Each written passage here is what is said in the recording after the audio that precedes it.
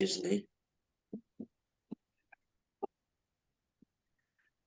Well, we want to say a great good morning to you, a great day. My name is Barbara Coverson. I am the program manager for Family Strengthening Families, and we want to welcome you today to our Parent Talk at Discovery Center podcast.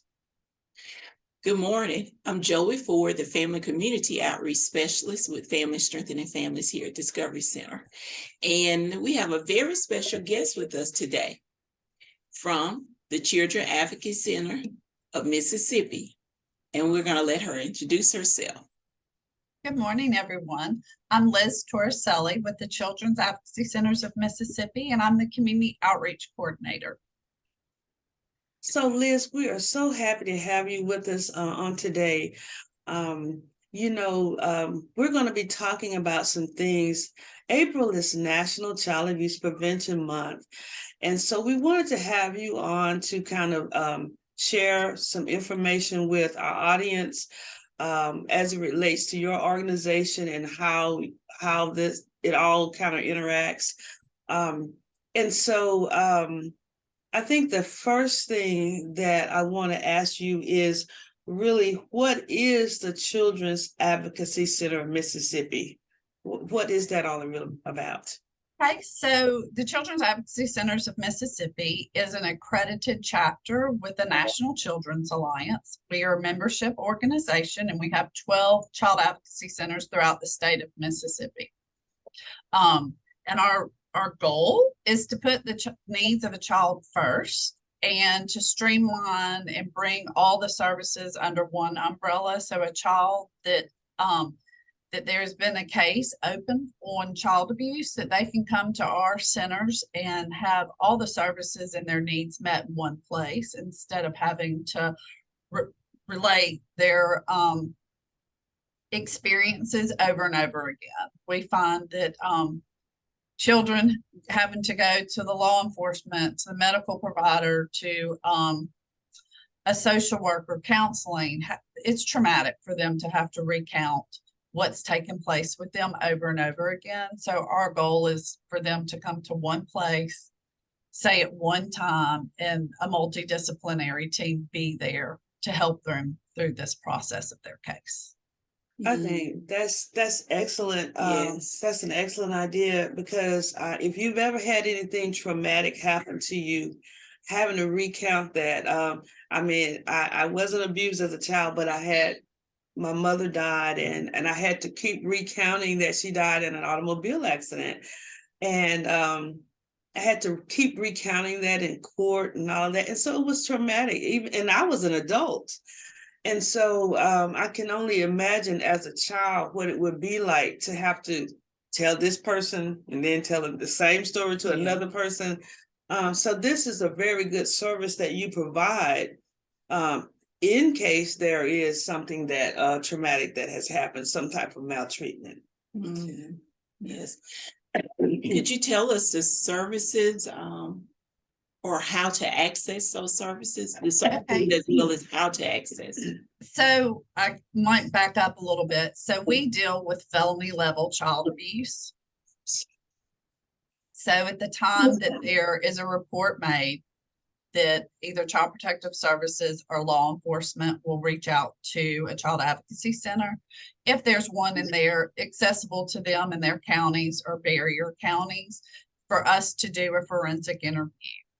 That forensic interview brings together the multidisciplinary team, which is going to be Child Protective Services, law enforcement, prosecution, therapists, family advocates, and child advocates all come together for that child to provide the services that are needed. And we'll do a forensic interview where that child can relate their experiences one time with that team there, and it's being recorded so that that child doesn't have to go through this over and over again. And if they need to refer back to it, then they also have that videotape to do that. A lot of times it's used once the case goes to trial, this videotape is also admissible into court. It's upheld. It's a non-leading and non-traumatic interview for the child. So they're bringing together all of these resources under one roof. once they have been referred, because it is a referral process. And we work with that, the centers work with that family and caregiver, parent, from the start to the finish. We're with them from the time that they come in to do that forensic interview until they go to trial. And sometimes that can be 2 to 3 years. So the family advocate, as well as the child advocate, are working with the families to get them, then get their needs met, to provide them with the resources that are needed wherever they are, whatever that may be. Sometimes it may just be mental therapy. And so many of our CACs have mental therapy on staff, and it's provided to the families at no charge. And if there isn't one on staff, then they will refer them to a trauma-informed therapist in the community so that the children and family can get those needs met as well. We assist with the medical needs if that is needed, to get them to get the medical examination done as well. Okay, great. That's good information to know as far as understanding the process, because that can ease some anxiety with reaching out and coming and accessing that services. So, which in turn can ensure that people will make that step. Yeah, so that's great. So Liz, where are your centers located? So we have 12 centers throughout the state. So we have some from DeSoto all the way to Hancock and Harrison County, and they're intermingled in between. You can visit our website to look and see exactly where the centers are located. And all of our centers, with the exception of one, service other counties as well. So just because it's in one county does not mean that the services are not there for them. So that a lot of the centers, and several of them, have satellite offices that, that the goal is for them not to have to travel any further than an hour to reach these services. We have some undercovered areas in the Delta, but the goal, really is for them to be able to access those services within an hour. Great. That's great. So, what are some things that you all may be doing to help raise awareness of preventing child abuse?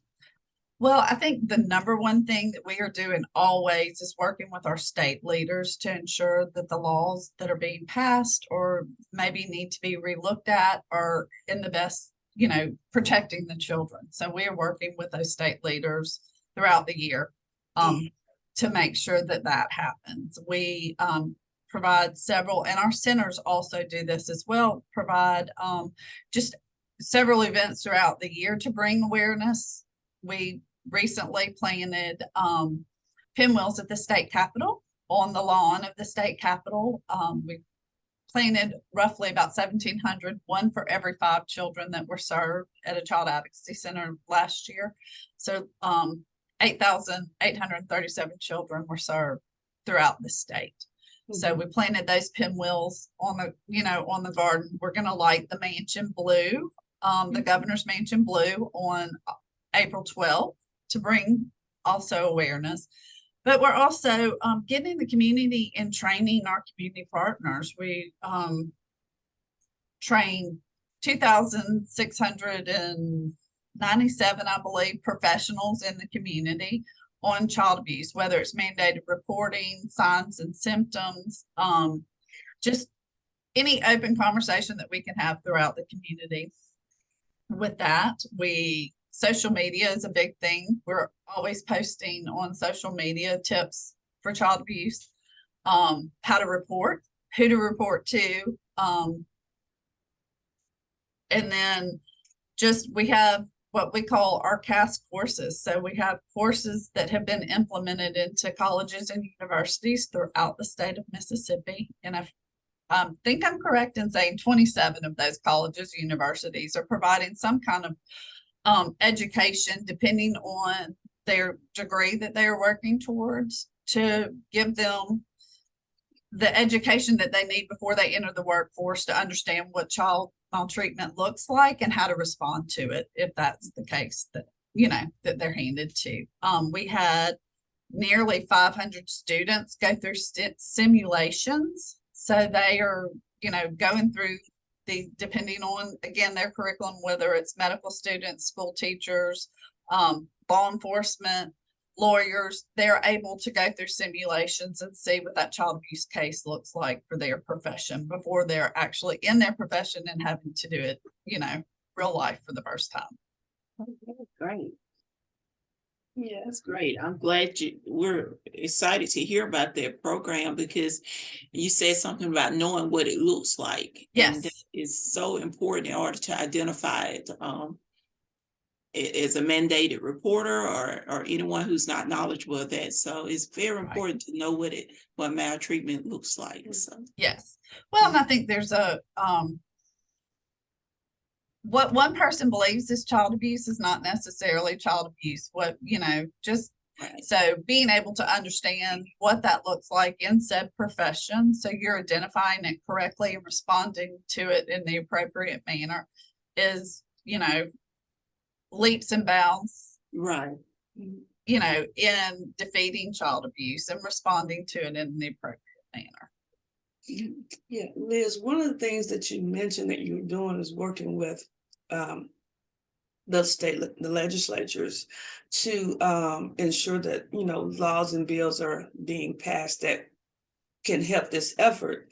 And it was, we do presentations ourselves from time to time. And so one of the things we kind of always share is that there was a time in this country where animals had more rights than children. And that always gets people's attention, because it's like, for real? Yes, for real. Because it was kind of thought, I guess, that this was a private matter that was happening within a person's Yes. home, and nobody needed to intervene. But we know that if another adult does not intervene, the child can't help itself. So it just continues. And so that I think this is something that you do, a service that you provide that's very critical to helping raise awareness and to prevent this from happening, because we do need these laws in effect so we can have something to work with. Absolutely. Yeah. So I applaud you for that, and the Yes. organization for that, because all these pieces come together. We all have a role that we play in helping to make sure our children are safe. Absolutely. And we use that, I use that line, we all have a role to play. And Mhm. so if you see something, by law, as Mississippi is a mandated reporter state, it is your obligation to make that report. So people understanding that in the community, that even though you may not be the teacher or the doctor or whoever that child, if you see it, by law, you are obligated to report it. So Mhm. True. Yeah. And I think that's another good thing, too, is that everybody is a mandated reporter, because a lot of times, because we're in education, they do kind of, the teacher and the doctor, you all should be, well, okay, but the neighbor, yeah, the grandmother, the sister, mhm. The the time for being cashier at the sick. checkout line. I mean, Yeah, we're all mandated reporters. So if you see something, you have a responsibility, and they have made it so, Liz, that you don't even have to. You can just suspect and yes. report anonymously. Yeah, And the so thing is there are professionals there.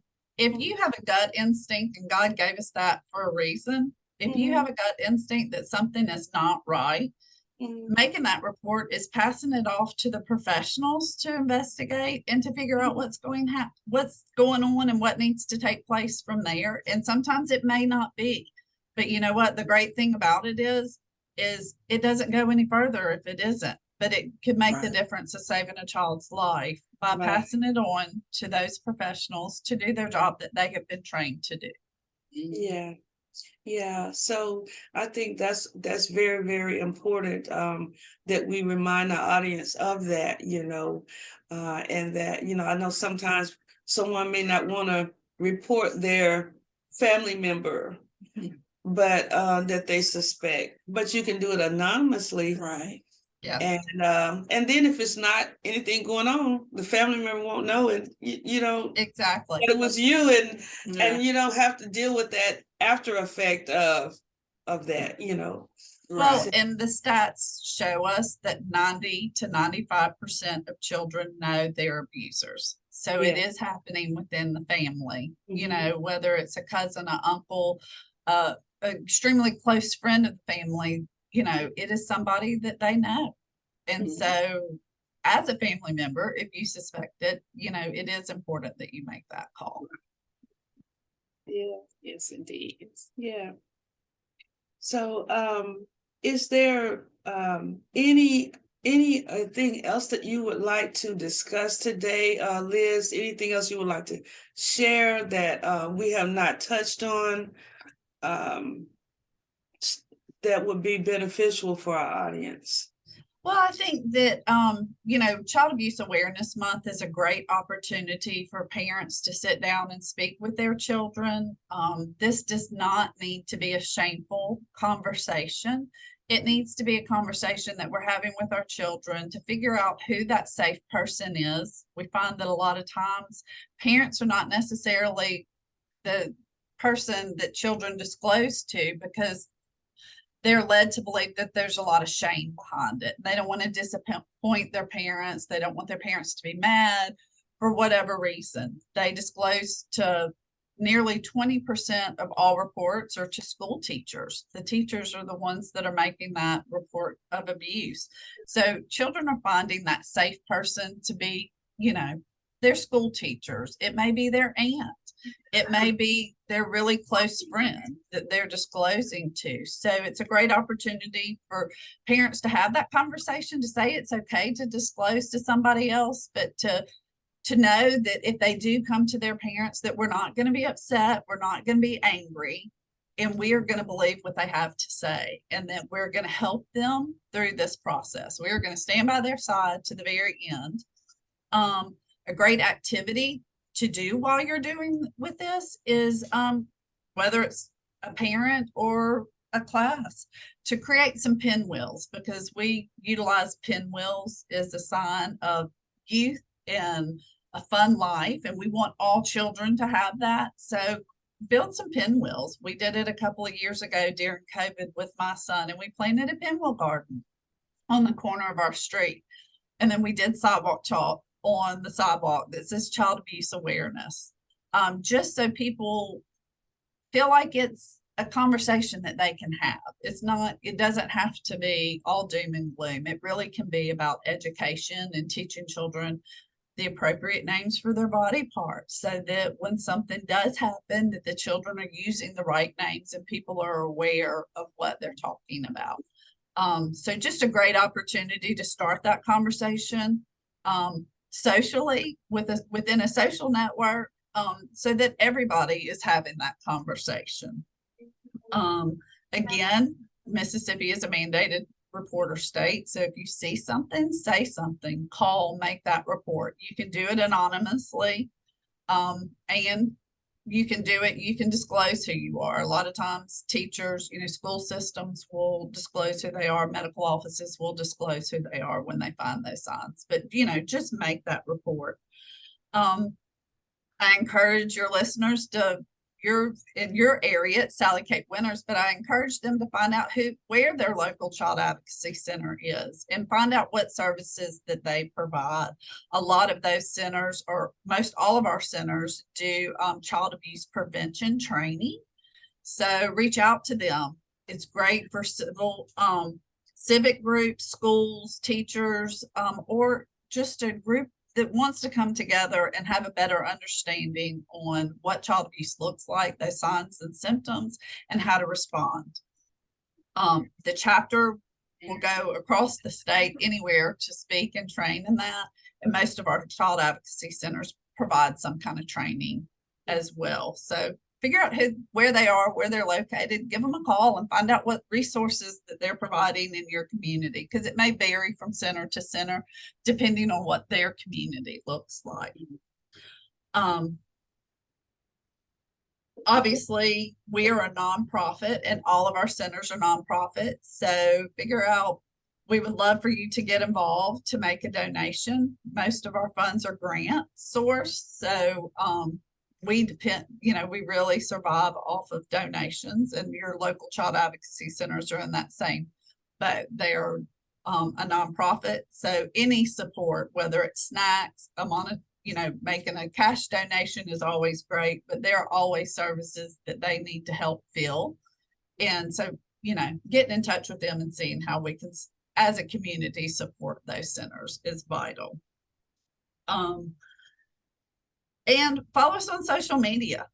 All of the centers have social media pages. We as well have social media page that we are always sending out tips and information on ways to get involved in events that are taking place in the community. So that's a great source. And then lastly, I would say, do not defer to someone else to make a report. I think it's important for school teachers to understand that. I know that every school system may have their own list of protocols of how to respond when they have suspect abuse, but don't defer that to somebody else. Make that report, and then, obviously report to your principal or the counselor there at school. But it's important that if you were the one suspecting it, that you're the one that's reporting it, because you'll have information that somebody you're deferring to is not going to have. And the more information that they have when that report is made, the more accurate that investigation will be for that. All of those are some great suggestions. I will say we work very closely with Sally Kate Winters, our local regional center, and they are wonderful. We have had to refer, some cases to them, and they have always been, supportive, attentive, and go ahead and whatever needs to be done to meet the needs of that child or that family. So, we love working with them. They come and do workshops for us and presentations. So it's good to have that center in our area. And I'm sure that the others throughout the state are just as good, but it does help us. It complements the things that we do, and they're a great partner for our organization. Yeah. I'm excited to hear that. We love them. I mean, we love all of our centers, but we have built this relationship with all of our centers, and to be able to hear from somebody else that work is great is, it makes us feel good because we're doing our job. We're training the right people and putting them in place to provide those services. I think it's I just want to say there's never been a time when we've called them and said, we have something, we need your help. Okay, we got to wait till tomorrow or after the weekend, or in 3 days from now. No, they kind of get right on top of things. And yes, I'm sure they have other things going on, but I will say that they are very attentive. If something's going on with the child, it can't wait. It just can't wait. We got to get this figured out. Because in the meantime, the child is still in danger if it's actually happening. Well, and a lot of times children don't understand what's taking place with them. Sometimes they may not even understand that what's taking place is wrong. They understand that they're hurt, or that, that there's something troubling happening within them, but they don't really understand the dynamics of what's taking place. Yeah, they don't know normal yet. This is normal, but it's not. But to them, it is normal, And I will say, my favorite conference to go to is yours, the One Live Voice Conference. Yeah. I try to make it my business every year we can go. Well, mark your calendars. So informative. It is very. So mark your calendars. November, the social will be on the 6th, and the conference will be on the 7th and 8th this year at the Beau Rivage. So yes, mark your calendars. We're working on speakers as we speak. So yes. So we're going to try to make plans to be there again. We even did it when we were online. So and all the speakers were very, very good. Yes, in fact, we have one that's coming that you had at your conference last year. from the Mississippi Attorney General's office is going to come and be a guest speaker for one of our Child Abuse Prevention Month events. Awesome. On the 13th, April the 13th, we'll have an event here, and he is going to be presenting on the cyber apps and cyber crimes. Right. Apps and cyber. Absolutely. And that number is going up Yes. every day. They're finding new ways to reach our children. They are professionals at their jobs, and we've got to figure out how to stop it. Yeah. So we really appreciate you coming on with us today. We were talking about, who could we get on that's doing such great work in this area, and this topic of child abuse prevention, and we just immediately just your organization, and so we're just happy to have you on today, and hopefully that our audience, if there's ever a need, or that they will reach out to one of your centers in the state and get the services that they need provided. And I don't know, Joy, did you have anything else? I don't. Just some great information that was given here today, and we're thankful for this interview. And I'm sure our parents or our audience will receive this in a well manner as well. And there's a lot has gone out that they can understand and use. Yes. So we thank you for that. I'm so glad you brought out that pinwheel activity too. Yes. And that's a great activity. It's so much fun, and it's fun for the kids, the craft part of it. And you can use straws, you can use pencils, a sheet of paper. I mean, it's pretty easy to do and to Google, so. Yeah. So I would like to ask you to share your contact information. Okay. If someone needs to reach out, how would they reach out and get additional information? Okay, my email address is liz@mschapter.cacs.org. Our website is childadvocacyms.org. And then all of our contact information is on the website as well. And then I would like to share the 1-800 number to report abuse, and it's 1-800-222-8000. And that, report can be made anonymously on there as well.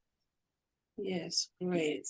And one last thing, because you said it earlier, if all our audience who's watching this podcast, if you will just please like and share the pages, the Facebook pages, that will help us to spread messages on a much needed platform there. So. Yes. So Child Advocacy MS on Facebook for us, Child Advocacy on Instagram, and we are CACMS at CACMS on Twitter. So all of those handles, and then again, go to your local CAC. You can find their handles on their websites as well to follow your local centers. Well, Liz, we want to just thank you for coming on with us today. We appreciate it, and we just want to say keep up the great work. We know that this is a topic that's not a fun topic, but it's a serious topic, but it's a necessary topic. Absolutely. So we can't just put it on the back burner just because nobody wants to deal with it. And so it's always better if we can prevent things from happening. So I think they say it's better to have a healthy child than a damaged child. Yeah. But the pinwheel does represent, even if that trauma has occurred, it represents the opportunity to turn an obstacle into an opportunity. Yeah, right. That's in some cultures, that's what they say. That's what it represents. And children that receive these services, even though something has taken place that's traumatic in their life, once they receive those services, they are thriving children that turn out to be thriving adults and making a difference in their community. So these cases do not have to define them. that they can return to those happy, healthy children, and families. That is So true. That is good. That is great. Yeah, it's important that children get to know that and have that opportunity to have these type of services. Otherwise, it may not end well later in life as they get older, and behavioral things start happening that will not be so good. So yeah. So again, we want to thank you. Of course, if there's anything that we can do to assist you in some of the things that you're doing, feel free to reach out to us. And we know that we will do the same with you and our regional, our local center. I shout out for them one more time, Sally Kate Winners. Yes. Thank you for coming on today, Liz. Thank you so much. Thank you. Thank you for having us. Mhm.